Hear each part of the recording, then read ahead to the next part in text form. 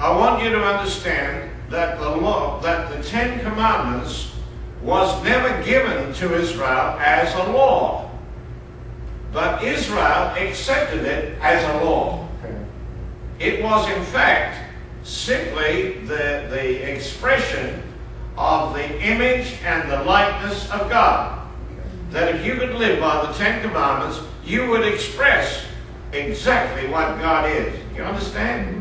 That's how it was meant to be. But Israel accepted it as a law.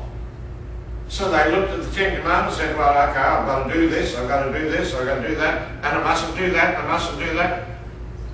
And it became a law. And of course that was the downfall of Israel. Because they couldn't keep the law, they couldn't express it. Why? Because they didn't even know God was writing it in their life. But of course, they didn't have the expressions of Christ that we have today. 2,000 years ago, there was a man born on this earth who came and stood up in the world and said, "Folks, this is who you are. I've come to demonstrate who you are." And when I began to see that, I said, Lord, that's what I need to know. That's what I need to know. You are the expression that God intended for me to be able to present to the world. But I said, I can't be you. He said, you're right. You cannot copy me. You cannot stop like they taught the young people several years ago now. There was a movement in Australia amongst the young people, and they taught them to say, you know, whenever there was a situation, you stop and you say, now, Jesus, what would you do here? And then you'd work it out, yeah, well, I think he would do that. Okay, so that's what you do. And they thought that was being very spiritual. I'll tell you, that was just a game. It did nothing. It did nothing to impress the world, nor anybody else really. You see, God never intended you to become an imitator of himself. Right. God intended you to be the real thing, the reality of who he is. And that means that the Christ himself must be resident in you, and he must be the expressive force. I mean, he must be the expression of your life. Not you trying to be what you think you ought to be. Not trying to be like God. Not trying to be like Christ. But to be the Christ. And this is important for us. To be the Christ of God. In Genesis chapter 1 verse 26 it says, and God said, let us make man. In John's Gospel chapter 1 and verse 1 it says, in the beginning was the Word. And you are the Word God spoke. You are the Word. Not God is just writing that word like any other kind of word in your life. No, he says you are that Word.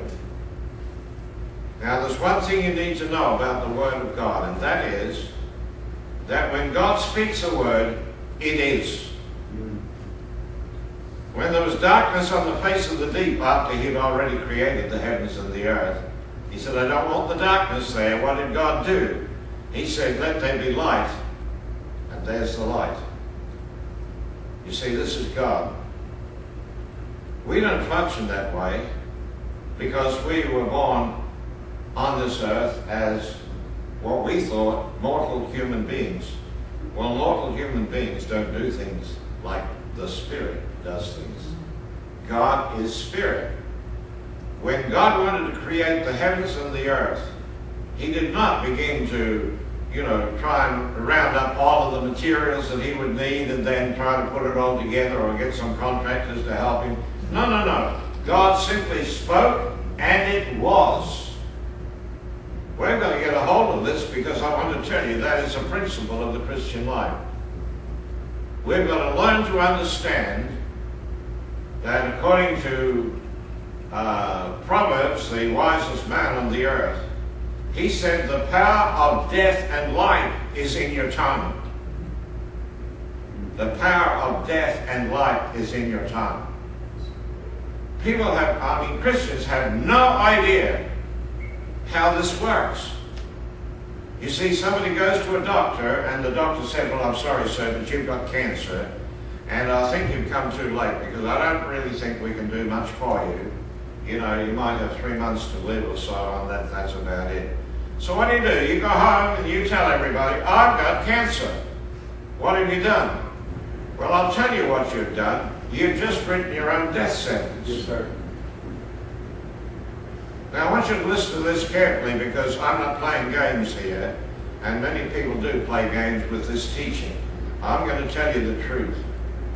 You see, Jesus made a statement in Matthew chapter 5, a statement which would be challenged by most Christians in the world today, or many at least. He said, do not resist evil. Oh, you say, but that's wrong. I mean, didn't Peter tell us that we're to resist the enemy, the devil, and he will flee from you? So you've got to resist him, otherwise he's not going to run away. Jesus Christ said, do not resist evil. Why? Because, you see, when God put Adam in the Garden of Eden, he said to him, you can eat the fruit of all these trees, every one of these trees in the garden. You can eat as much as you like, but there's one tree there, I don't want you to touch it. The day you eat the fruit of that tree, you will die. That was the tree of the knowledge of good and evil.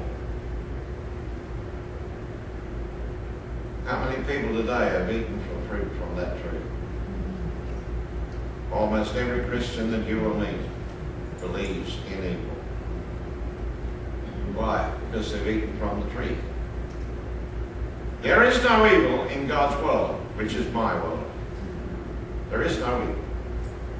Now you say, but what about, come on, there's wars out there, and there's all kinds of crime, there's all kinds of mayhem out there, and there are people starving to death, and all of this. You tell me that there's no evil in this world? I didn't say there's no evil in this world. I said there's no evil in God's world.